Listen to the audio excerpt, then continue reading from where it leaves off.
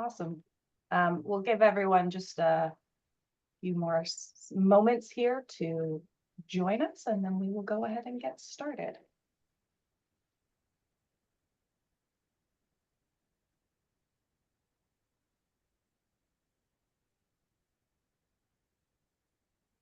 Have a little dance party.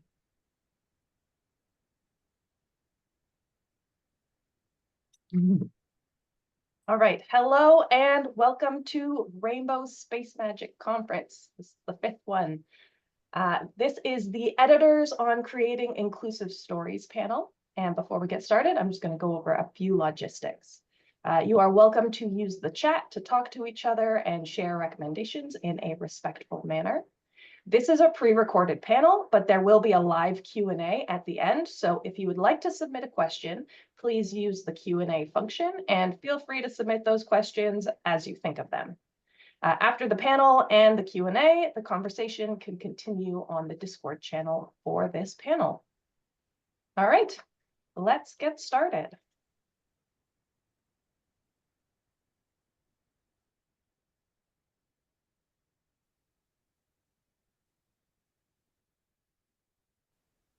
Hello. Today, we are discussing creating inclusive stories. This can be broken down into 3 main parts: character representation, story arcs, and language. There's a lot of overlap and intertwining of all these parts, and we will try to touch on all of that. But before we do, we will go ahead and introduce ourselves. Andy, why don't you start us off? Sure. My name's Andy Hodges. My pronouns are he, they, and I'm a queer person. I live in Scotland, near Edinburgh, and I'm a fiction developmental and copy editor. And I most of all love editing fantasy and queer romance. Okay, Molly. Hi, I'm Molly Rookwood. I use she, her pronouns, and I am a Jewish woman living in Halifax, Nova Scotia. I'm a developmental and copy editor for fiction, and I offer Jewish sensitivity reading. My favorite genres to work with are romance, science fiction, and fantasy, but I will work with pretty much anything if someone brings it to me and it has a Jewish element to it. Over to you, Tanya. Hi, I'm Tanya. My pronouns are they, them. I am queer and disabled. I edit, I translate from French into English, and I teach editing and writing in a bunch of places. I help authors make their stories and their prose even stronger through developmental editing and line editing. And some of my favorite things to work on are science fiction, fantasy, horror, retellings, queer stories. I also love experimental narratives, interactive fiction, and graphic novels. How about you, Genevieve?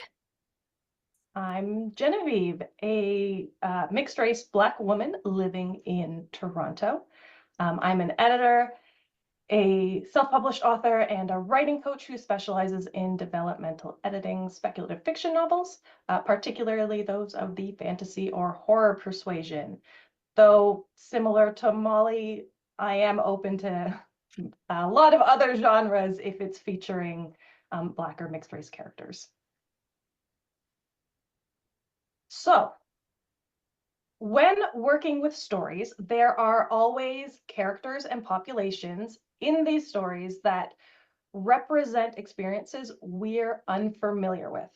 And there's work that needs to be done to ensure conscientious portrayal of these characters, especially with people from marginalized identities. So what's one thing you've done to approach writing, editing, or translating experiences that you haven't lived? Molly. So my biggest thing for this is acknowledging what I know and what I don't know, and what my writer may know or doesn't know. If the material comes from something that my writer has experienced firsthand, I really try to defer to their knowledge before assuming that something might be right or wrong. And I always, if it's not their experience, do research before assuming something is right or wrong if it's not my own experience. So really just emphasizing what I know, what I don't know, and never making assumptions. Andy, over to you. Okay, I'm going to answer this question from a writer perspective, if that's all right, because I also write second world fantasy. I write subterranean fantasy, and so I'll start by saying I've never lived in a cave. So first of all, I have to think a lot about that setting, and like Molly has said, do some research. So I spent a lot of time exploring and writing notes in different cave settings. But there's a group as well, a population that live in the cave in my story. And the biggest thing that I thought about here was not basing that on a real life or real world group too heavily. There's a theorist called M.D. Presley who has this idea of analog cultures. So in fantasy world building, people often come up with a culture which is based, it's an analog for a real world culture. And this can be dangerous because it's easy to drop into cliched stereotyping, especially when we're not from that background. So he recommends making sure that you don't do that too much and that you bring in lots of different elements in a creative way from other backgrounds. And of course, you do your research if you're using any examples at all from real world cultures. All right, over to Tanya. Yeah, thanks, Andy. It's so, I was gonna have a response to that, and it's gone from my mind. So I'm just gonna start over. I'm gonna approach this as a translator. When I was translating a graphic novel last year, it had Romani characters in it, and I have a general awareness of some of the stereotypes, but I recognize that there's a lot that I don't know, both about the language and culture and the portrayal of people and the damaging tropes. So I did a ton of research on every single time one of these characters was mentioned or portrayed on the page, and wrote a bunch of notes and questions, and then I hired an authenticity reader who was going to look at those specific sections, and we had great discussion. They gave a ton of feedback, and I learned a ton from the process. Yeah, Genevieve. That's a really cool approach. I really like that because I don't usually think about it as me hiring a sensitivity or authenticity reader, and more something that, like Molly, I'm going to, typically I'm going to flag anything that's like, maybe it's fine, maybe it's not, I'm not sure. And then I'm going to go through afterwards and I like to do all my research in a big chunk. So then I flagged it and I can go through and research. And then if it's something small, I can recommend appropriate revisions. But I also have a section in my editorial report that is specifically for anything that might cause offense. So that's where I can kind of explain why something might be a problem, or what they might want to look out for and consider. But if it's something that's larger or more pervasive, then absolutely I'm going to recommend hiring a sensitivity or authenticity reader. From a writing perspective, I'm a pantser, so I do a lot of revising, and I tend to revise in layers, which allows me to do a pass or multiple passes, specifically looking for places where I may not have accurately represented an experience I haven't lived. And then I will also try to ensure that my beta readers have different lived experiences than I do, particularly look for those in line with any character whose portrayal I'm unsure of, just to make sure that there isn't anything that I'm missing that I couldn't see, even if I am going through and scouring. Yeah, it's interesting the different ways that we can get input from people and do research in different parts of the process. It's not like you do this now at this one step. It's kind of a continuous thing, isn't it? Like you do research at the Yes. beginning, you bring in beta readers, you maybe get an authenticity reader for specific character or group, then then an editor is going to flag things and maybe you get more feedback later on. It's Yeah. yeah. Um, the next question we've got is about tropes. So at their most basic, tropes are story elements like character traits or plot devices that get used over and over. And because we live in a world with lots of problematic history and oppression, we've got loads of tropes that are rooted in that. And those tropes tend to reflect that oppression. It's important to be aware of potentially damaging tropes you might have in your story and the impact that they can have on readers. So what's an example of a damaging trope, either character or story related, about people from your background or community that you'd like to see gone and why? Molly, I'll let you start. Great. I have so much to say, but I will try. I actually offer a whole presentation about anti-Semitism in fiction and fantasy, and I have a blog post, which we're going to link in our resources page about anti-Semitic tropes. The most common one that we might think of with anti-Semitic tropes would be the greedy, miserly banker character. Think Gringotts Goblins, for example, or Fagin in Oliver Twist. We have so many of these. The other one that really is prevalent is the hook-nosed witch stealing Christian children. Think Hansel and Gretel, or pretty much any other fairy tale that you've ever heard of. But the one that I actually want to talk about briefly is the idea of a shadow cabal, maybe of vampires, for example, controlling the world from behind the scenes, because this has really damaging consequences for real world Jews. The word cabal comes from Kabbalah, which is Jewish mysticism. And so anytime you see cabal, it is originating from a really harmful anti-Semitic idea.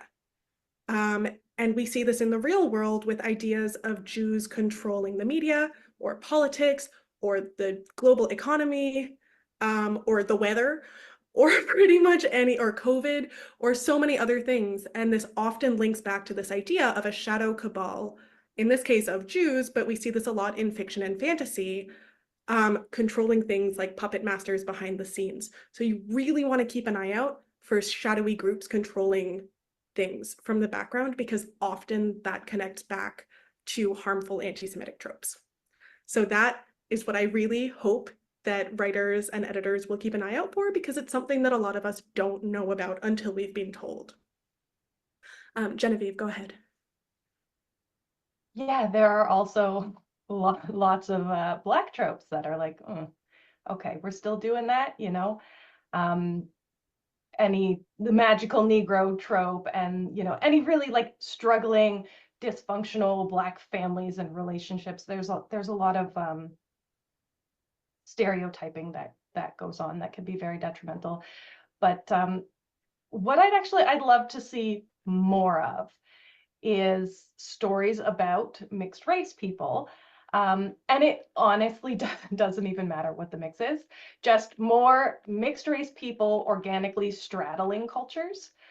Because too often when we have mixed race characters, they are portrayed as behaving or belonging to only one culture, and typically whichever one is more physically represented in their appearance. Like I will literally, nobody's ever going to look at me and be like, she's a white person. It's not going to happen, right? So I'd like to see more like straddling those two worlds. But I'd also just be open to more mixed race stories in general, because it is an inescapable state of being. There's so much nuance, which means a lot of wondering where the heck you fit in literally any given situation. And if that isn't story fodder, I don't know what is. Andy. Yep, I wanted to talk briefly about the gay best friend trope.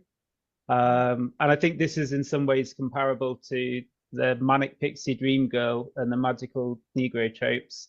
It's kind of subtly, gently, or sometimes starkly exoticizing, and it sidelines queer love and attraction. And it's a trope that comes often with a very fixed set of expectations of what that character will look and behave like. That they might, I don't know, be interested in things like shopping and physical appearance, like wearing nice clothes and things like that, which is all absolutely fine. But I found when I was growing up that as people came across this stereotype in the media and linked that to me, they would pigeonhole me in that kind of a box, and I didn't feel like not even the category gay fitted me properly or exactly. So these tropes, they circulate, right? They move from literature to real life, and that can be really damaging when the tropes themselves are damaging. And one little point that I wanted to add is that maybe in a different context that's not European or North American, it could be a progressive trope if it's a first kind of appearance of a kind of queer character on a show in a different like whatever political setting and so on. But yeah, that's what I wanted to say. Really, it's a trope that's actually affected me over the course of my life. Yeah. And you touch on that Okay. interesting point about reclamation of tropes as well, that like leaning into that trope and then just smashing it over the course of the story is a really powerful thing. Yeah. But it's so delicate to do as well. And it really depends on who's doing it and how well they understand the trope and the impact that it has on the people who are Yeah. represented in that. Yeah. Yeah. I had thought you were gonna go for like the queer moralizing endings that we see so much in the history of queer literature that go back to all sorts of laws that were like gay is bad. So that's one of the two things that I was gonna touch on, but I'll go over it super quickly. The whole like paying attention to people from different marginalized backgrounds and how they're represented in your story, and if you're singling them out and doing something to them specifically, like not giving queer characters a happy ending, but everybody else gets a happy ending. That's super damaging, especially when there's a history of being like, oh, well, this person, this group is not as worthy of these things as everybody else is. So just paying attention to the marginalized characters in the story and seeing what's being done to them. In our resources doc, we'll have something on a little bit of the history of that with queer characters as well. I wanted to also touch on the perspective of being made the butt of a joke. I'm hard of hearing, and I am so tired of characters being made into the joke when they ask somebody to repeat something or when they misinterpret what is being said to them. I can find what my brain substitutes for words I can't make out of using. And I'm totally cool with people laughing with me about that. But it's something else when someone laughs at me. That's a good one. Oh, yeah. That's no, I lost my train of thought, but that is a good one, Tanya. Shall I jump into question 3? Yes, go ahead. Before we move on, I just wanted to mention a quick parallel to what Andy brought up with the gay best friend, which is the Jewish American princess, which is a damaging and extremely sexist trope. It perpetuates the idea that all Jews are rich, which we are not, and then gives this really spoiled, nasty Jewish girl character and trope, and there isn't a parallel for boys.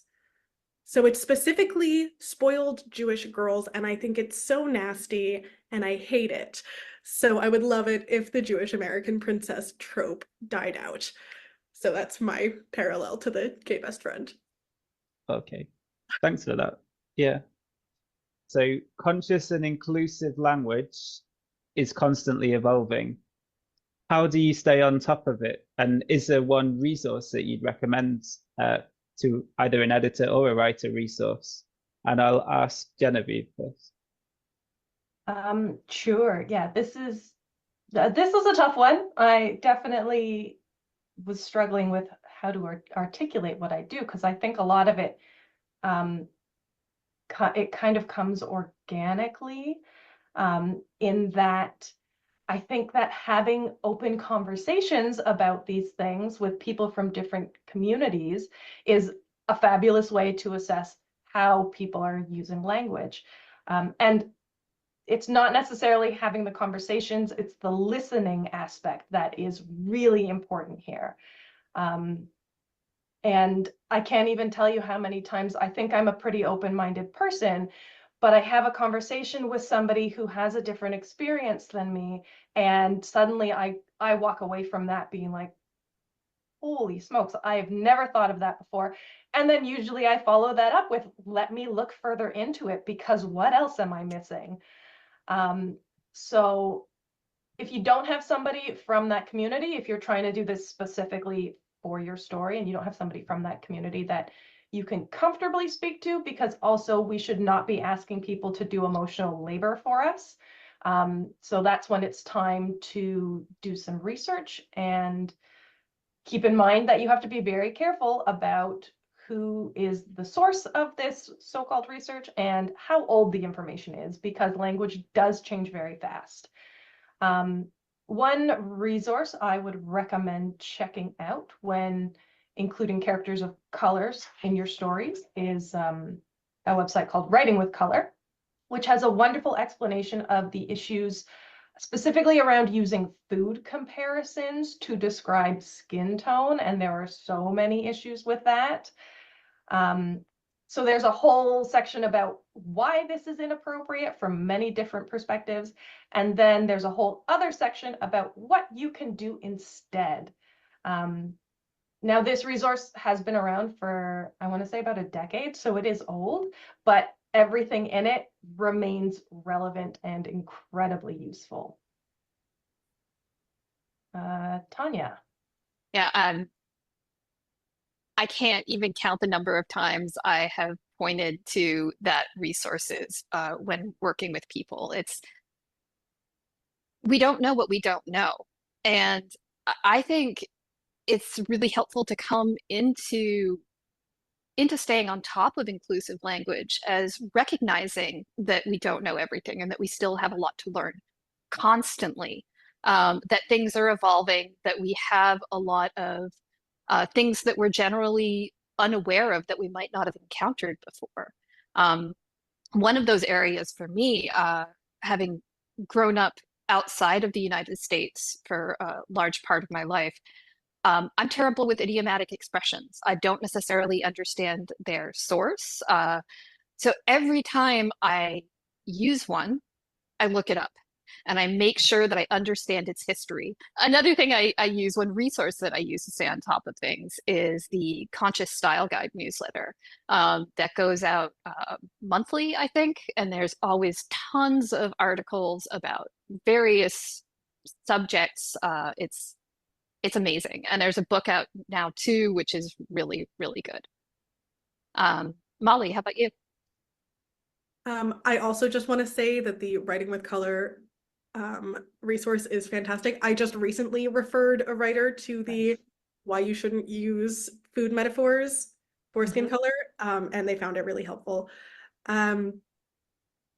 I want to highlight the resource, the Micropedia of Microaggressions, which is an online resource. It's so easily searchable.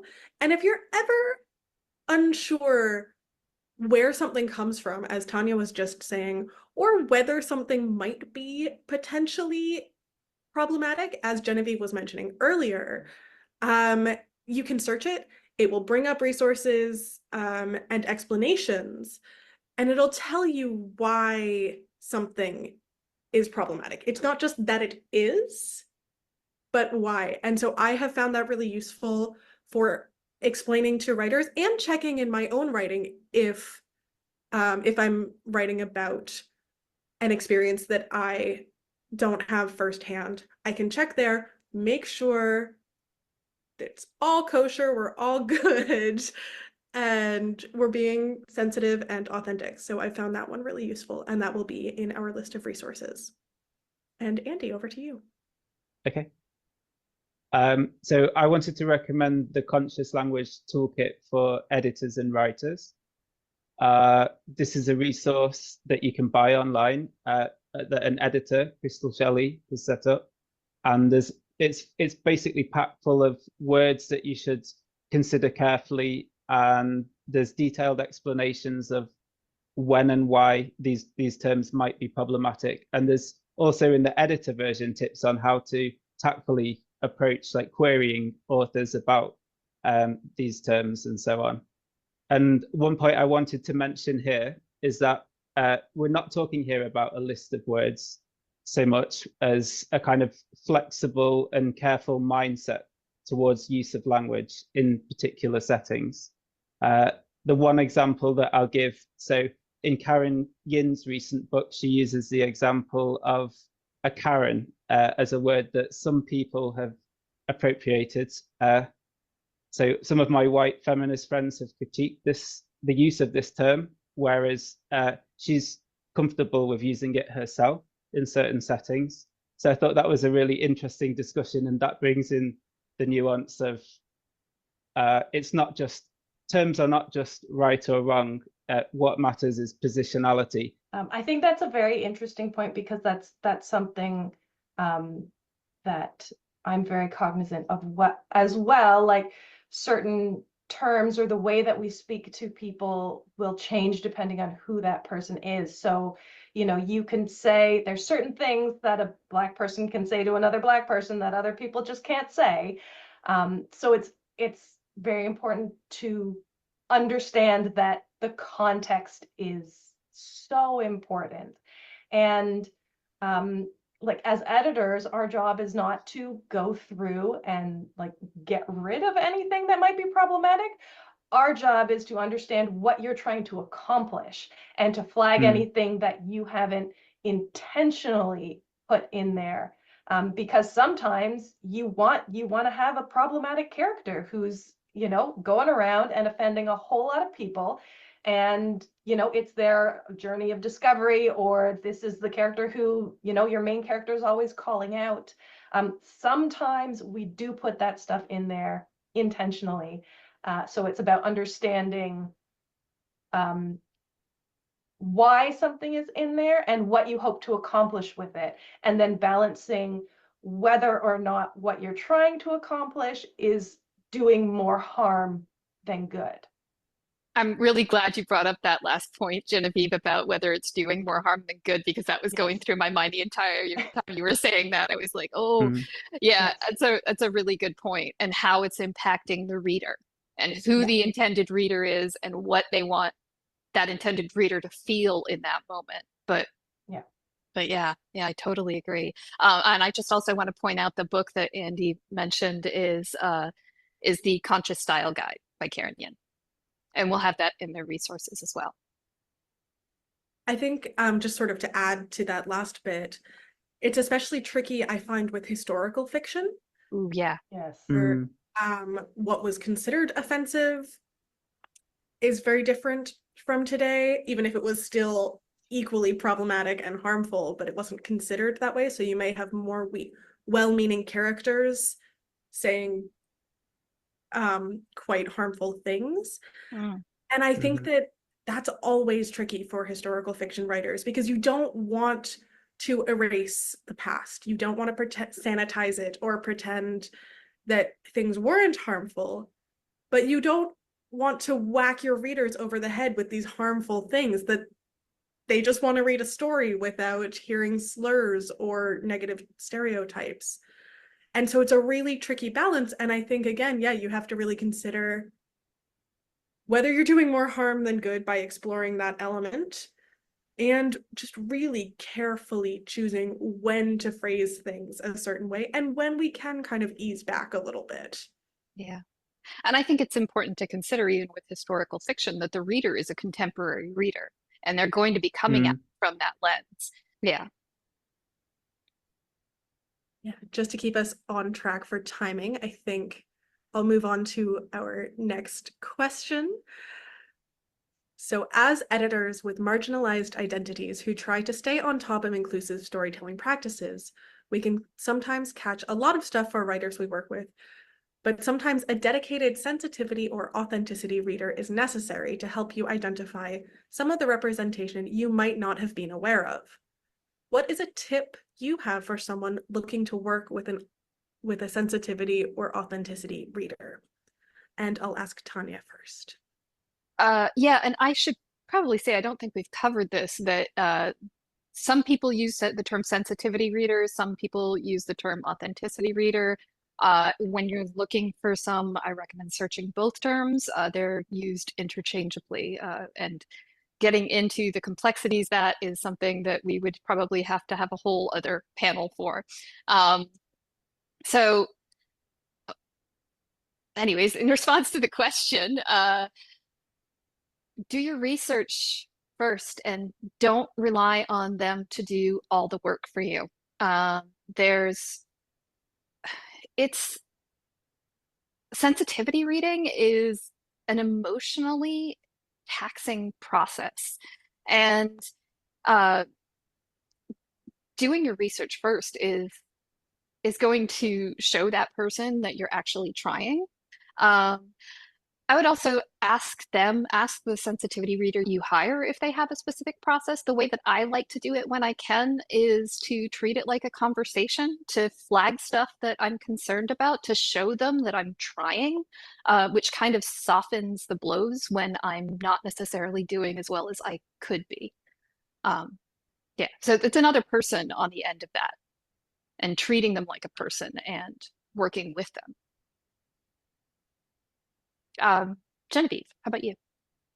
Yeah, I'd say fairly similar, because like with editing, sensitivity and authenticity readers, they come in many different forms and they have different approaches. So, like Mm. make sure that you've read through their website to ensure that the support they offer is in line with what you need, which also means that you have to have a sense of what you need help with, which can be tricky. So, having either going through your own manuscript and flagging things that you're like, I'm not sure about this. If there is anywhere in there that you're like, maybe not. But then also, if you're hiring an editor first, maybe that's a conversation you have with the editor and you just say, can you flag things? So that you then have that outside perspective to be like, oh, these are what my unconscious biases are, and these are the assumptions that I've made, and you can't see those yourself. You need somebody outside of you to be like, hey, you might want to think about this. So asking if your editor, if that's something that they are willing to do, don't assume that they're going to do it. Make sure that that's part of the conversation and that is something you're interested in having happen. Andy. Okay. Yeah. So first of all, I see looking for this kind of feedback, like thinking about dangerous or harmful tropes and conscious language considerations. That's an essential part of editing in my experience, but often the editor isn't enough, and the editor needs to know when to refer an author to a sensitivity or authenticity reader. The point that I wanted to mention, or the tip, is do be aware in the process that it's also, like developmental editing, somewhat subjective.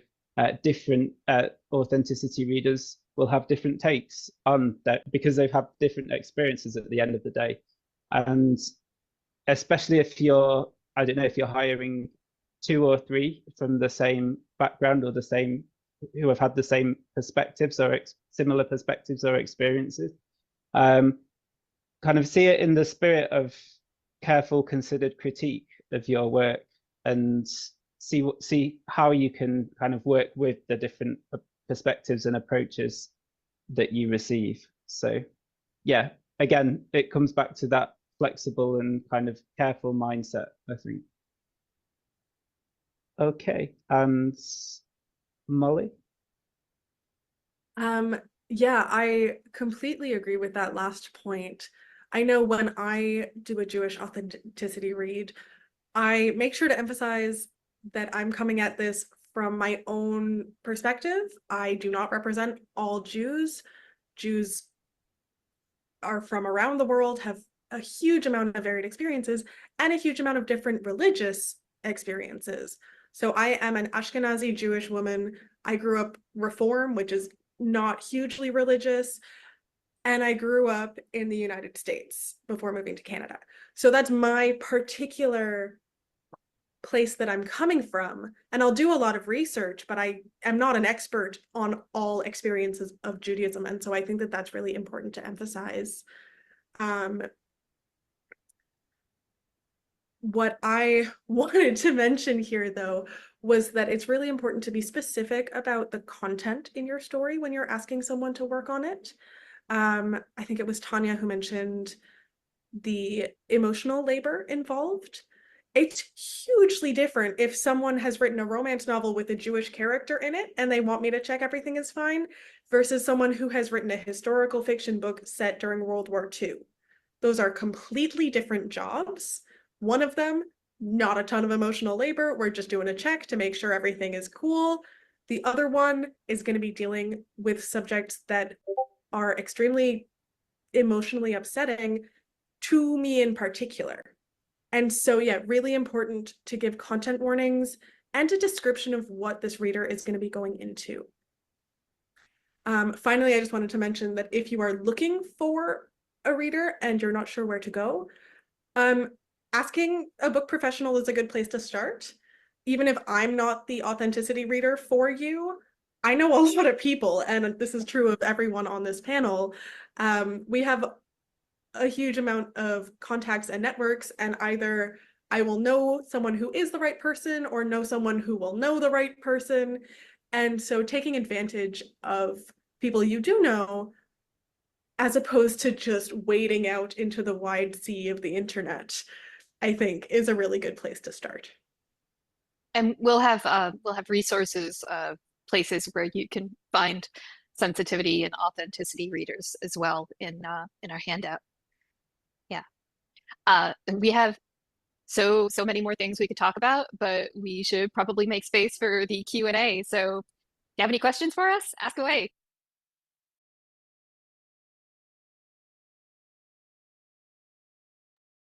Yay.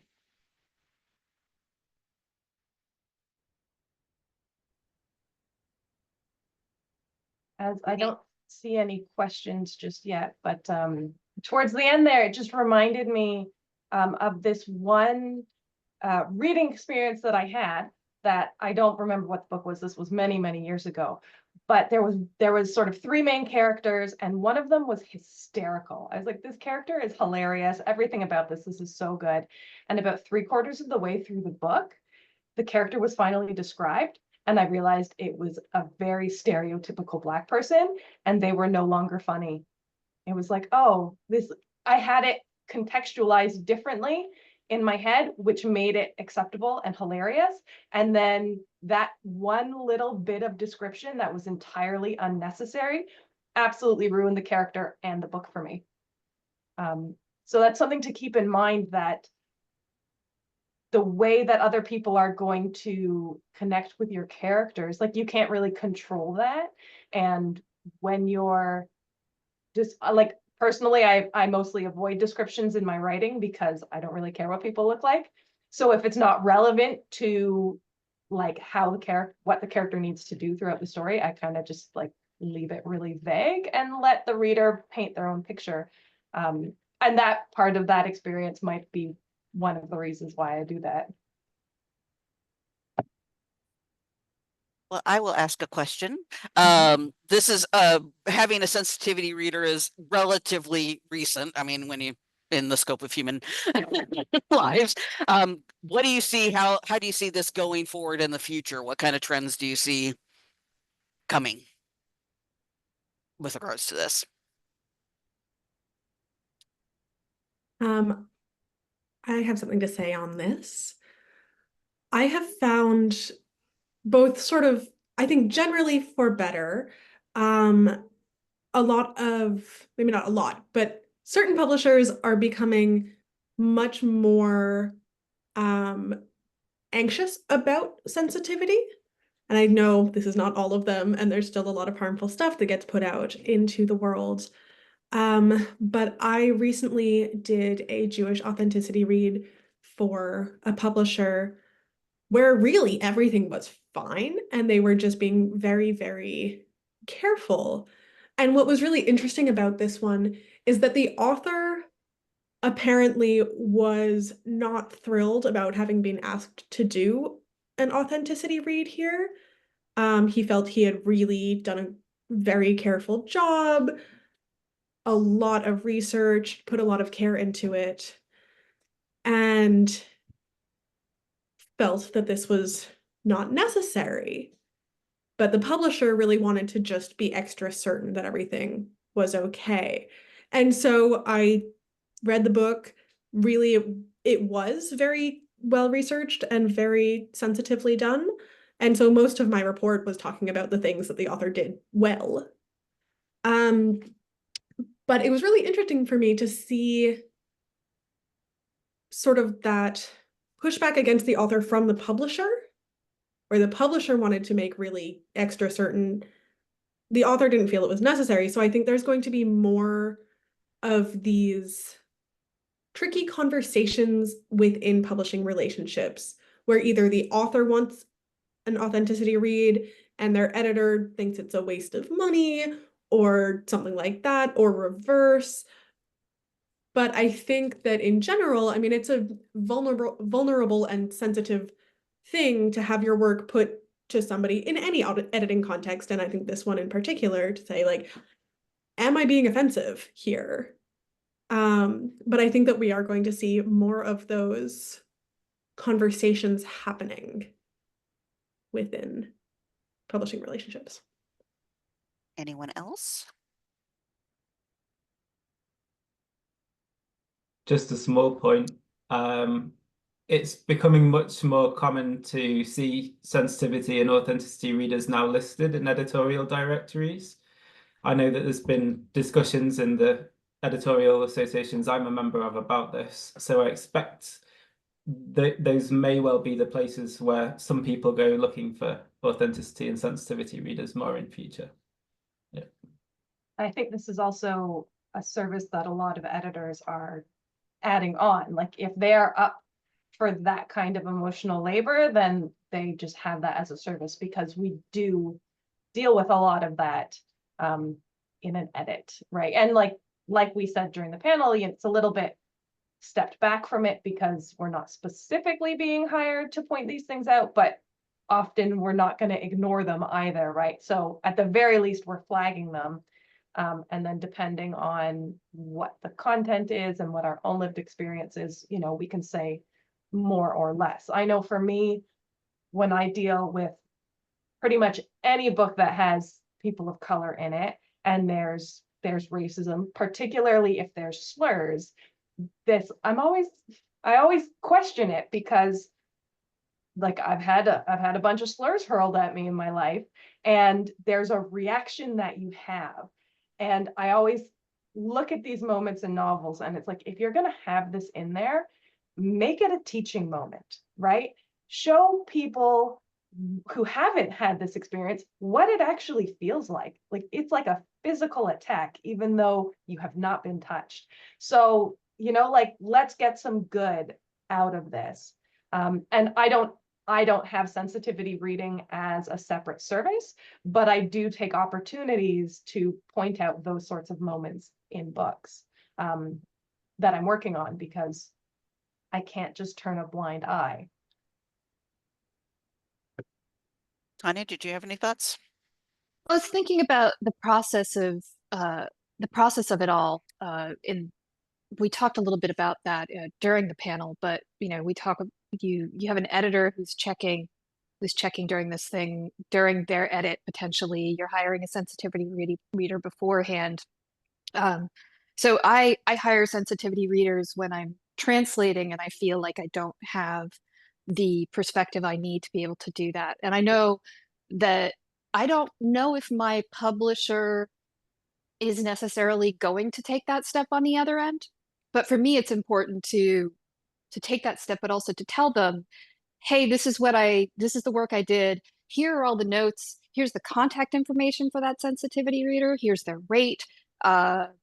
Here's the things that I've changed. And luckily I work with a publisher, the main publisher I work with is very progressive and willing to make adaptations on a translation, which that's in translation land, that's a touchy subject. But I think that it can also help when you're doing this earlier in the process to talk with the publisher about it and show them that you've made that kind of effort, and they'll really appreciate that too. Any other questions from the audience? I don't want to take over the whole thing. But I do have another one if no one else has one. Well, okay. In the rush of making sure everything is, handled correctly, there's often a case of going the exact opposite where the character does no wrong. Because they're perfect, they're Mary Sue kind of thing. How do you suggest avoiding that? You talked it a little bit on the panel, but for me, it comes down to the intention. As an editor, what the author is trying to do with that character. If they want a Mary Sue character and there's a point to that Mary Sue character, then that's something that we work together to make it sure that they achieve that point. Yeah.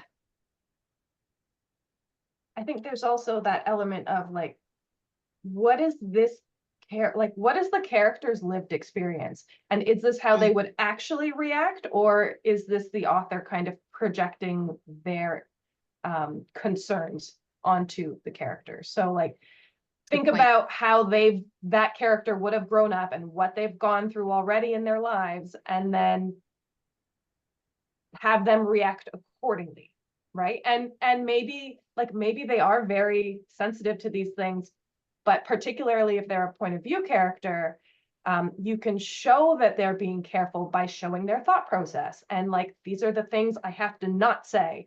And then let me like carefully craft what I am going to say so that I don't offend anybody who's here, right?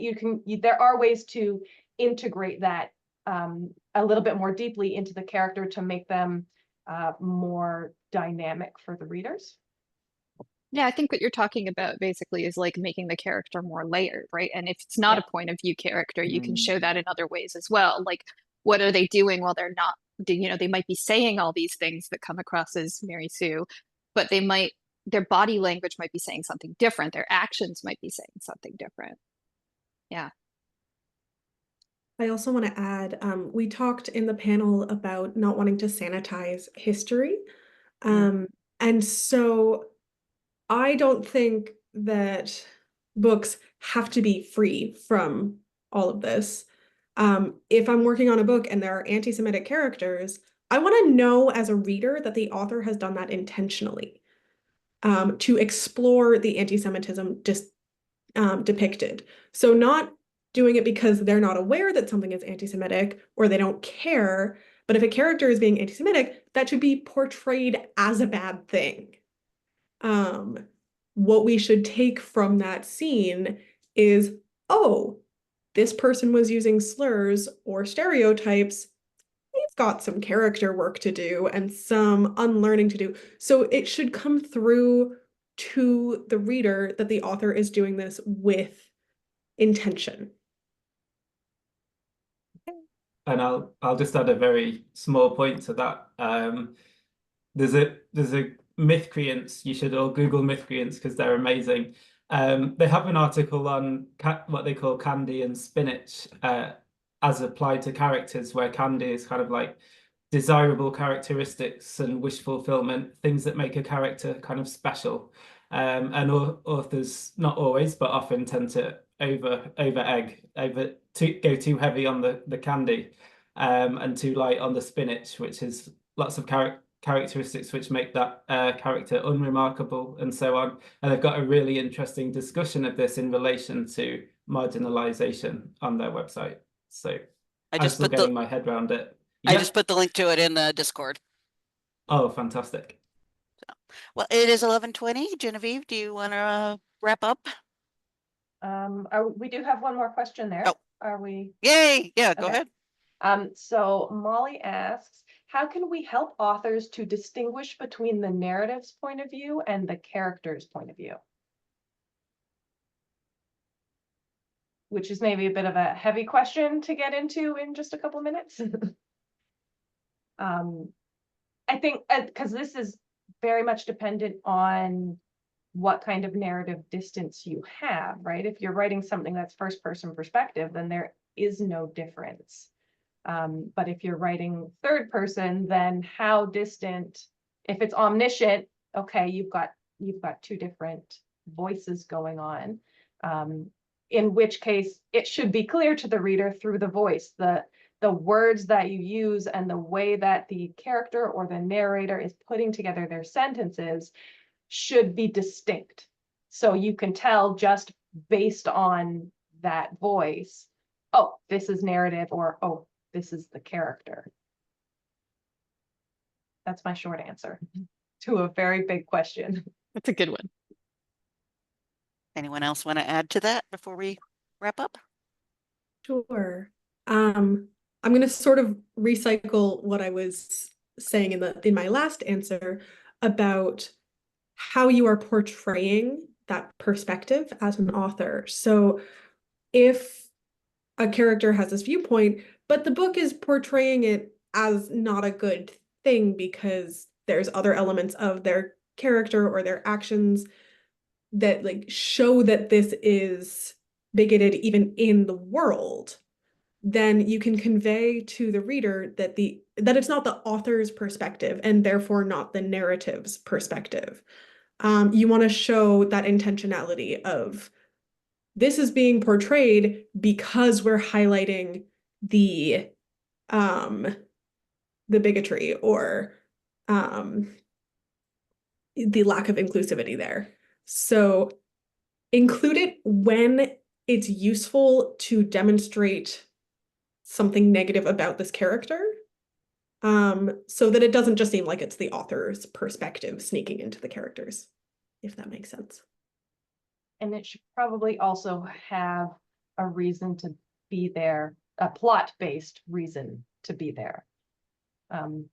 Not just, it's in here because this happens in real life, but this is something that's going to help move the plot forward and help the characters grow and change and accomplish whatever goals they need to accomplish. Okay. Tanya or Andy? You good?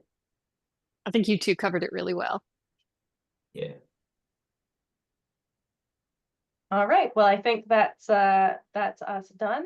Thank you all for being part of this panel. Thank you to everybody who has joined us and watched and learned all the things.